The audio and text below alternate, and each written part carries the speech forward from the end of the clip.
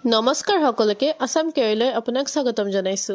APS-C মানে Assam public service কমিশনে water resource ডিপাৰ্টমেন্টৰ কাৰণে নতুন নোটিফিকেশন ৰিলিজ কৰিছে ইয়াত টোটাল 45 পোষ্ট আছে এন্ড পোষ্টৰ নাম হল এসিস্টেন্ট ইঞ্জিনিয়াৰ সিভিল ইয়াত আমি চাব পাৰিছো ওপেন ক্যাটেগৰীৰ কাৰণে 5টা পোষ্ট আছে এন্ড স্পেশালি ওবিসি এমওবিসিৰ কাৰণে টোটাল 24 পোষ্ট অলৰেডি ৰিজাৰ্ভড কৰা আছে এটো এটা ভাল অপৰচুনিটি ওবিসি এমওবিসিৰ কাৰণে বাকি এসসিৰ কাৰণে 7টা পোষ্ট আৰু এসটিৰ কাৰণে টোটাল 9টা পোষ্ট আছে তাৰ পিছত আমি চাব পাৰিছো পেবেন 4 লকে আপোনাক স্যালাৰি দিবা হ'ব আৰু ৰুপিস 30000 টকাৰ পৰা 1,10,000 টকা আপোনাৰ পে স্কেল হ'ব এটো পোষ্টত এপ্লাই কৰাৰ বাবে আপোনাৰ পিআৰসি থাকিবই লাগিব বাকি এডুকেশন কোৱালিফিকেশন আপোনাৰ সিভিল ইঞ্জিনিয়াৰিংত বেচেলাৰ্ছ ডিগ্ৰী থাকিব লাগে ইঞ্জিনিয়াৰিং বা টেকনলজি সেক্টৰত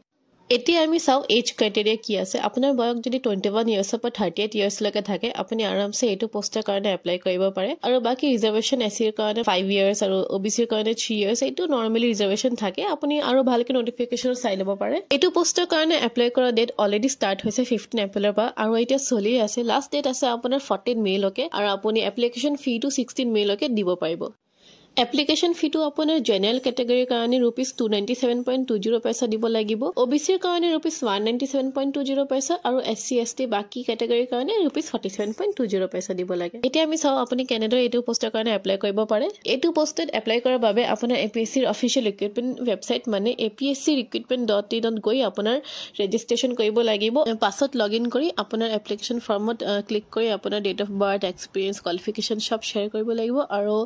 আপোনাৰ পাসপোৰ্ট সাইজ ফটো আৰু সিগনেচাৰটো ভালকে আপলোড কৰি এপ্লিকেশন ফিটো দি দিলে হৈ যাব এইটো পোষ্টৰ কাৰণে এক্সামিনেশন সেন্টাৰ টোটাল 6টা জোনত ডিভাইড কৰা আছে শিলচৰ যোৰহাট নগাঁও তেজপুৰ কোকৰাঝাৰ আৰু গুৱাহাটী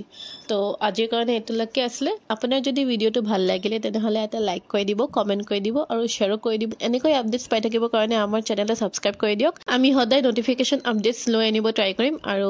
সাপোৰ্ট কৰক থ্যাংক ইউ